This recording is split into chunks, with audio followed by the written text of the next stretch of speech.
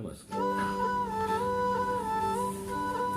औरंगजेब की मौत हुई 1707 में और उसके बाद उसका बेटा बहादुर शाह फर्स्ट बादशाह बना।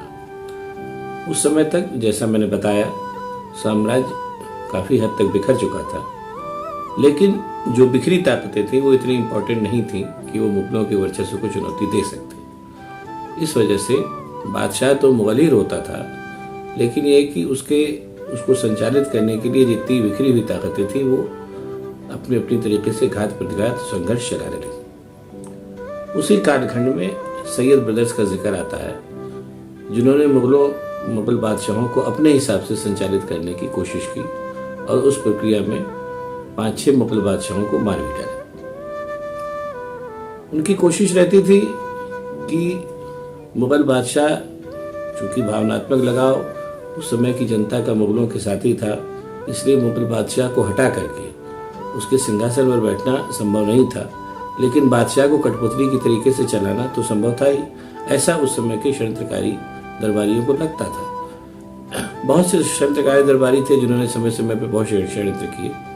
उसी कालखंड में एक करीब 10 साल का वक्फा ऐसा रहा जब सैयद ब्रदर्स का मोटे तौर पर ये मान लीजिए कि 1710 से 1720 तक खासा दबदबा रहा और उन्होंने कोशिश की कि बादशाह पूरी तरीके से उनके हाथ की कठपुतली रहे।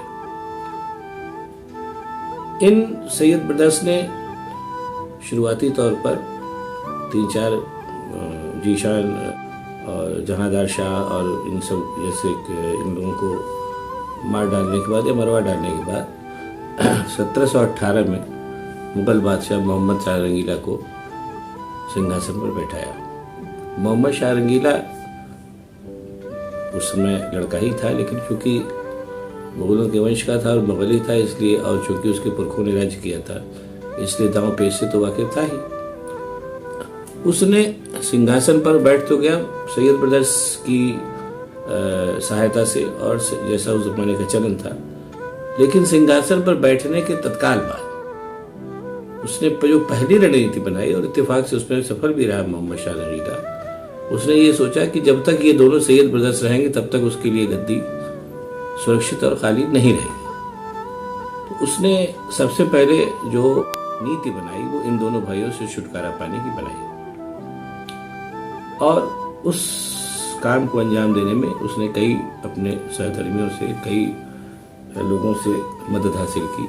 उनमें से एक थे सादत खान बुरहान मुल्क। आज जिस अवध की कथा हम कहने जा रहे हैं, जिस अवध को हम कथा कहते हैं, जिस अवध की जिक्र आज भी होता है, उस अवध को अवध बनाने में सादत खान बुरहान मुल्क का बड़ा रोल था।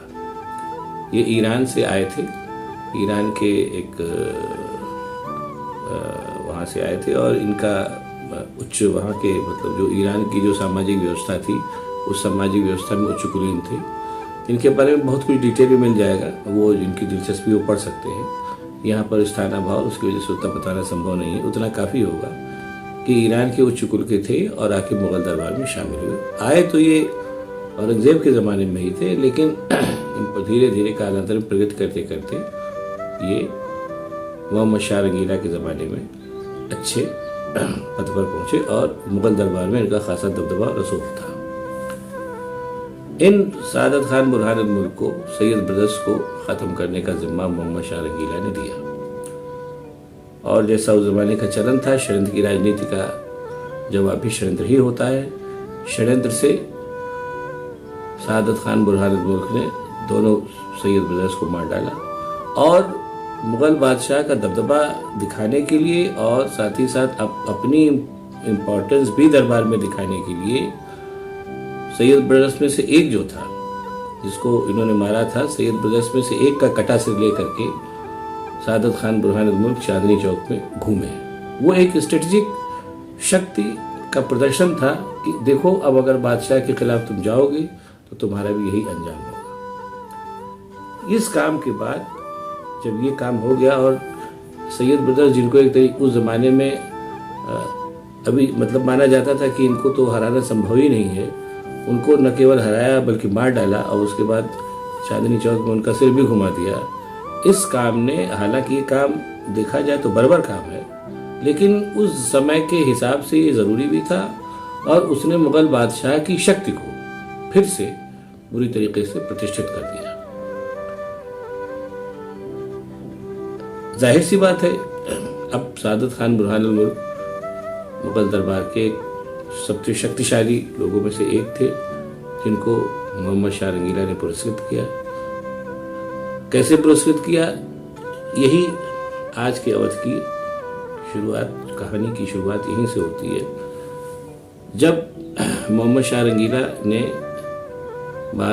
सादत खान बुरहानुल मुल्क को इम्पोर्टेंस दी और बुरहानुल मुल्क का खिताब भी मोहम्मद शाह रंगीला ने सादत खान को दिया। बुरहानुल मुल्क का मतलब होता है कि उगता हुआ सूरज। तो उस समय की जो मुगलों की राजनीति थी, जो परिस्थिति थी, उसमें बुरहानुल मुल्क एक उगते हुए सूरज के तरीके से सामने आए और कालांतर में उन्होंने और भी कई काम किए। अवध के सूबे को आज की तारीख में जो उसकी जो कथा कही जाती है, उसकी नींव भी उन्होंने ही रखी। कैसे ये काम हुआ, ये आपको अगले एपिसोड में बताएंगे। तब तक के लिए नमस्कार। लाइक करें, इस एपिसोड को लाइक करें और सब्सक्राइब करें। आगे की कथा अगले एपिसोड में फिर आपको सुनाई जाएगी।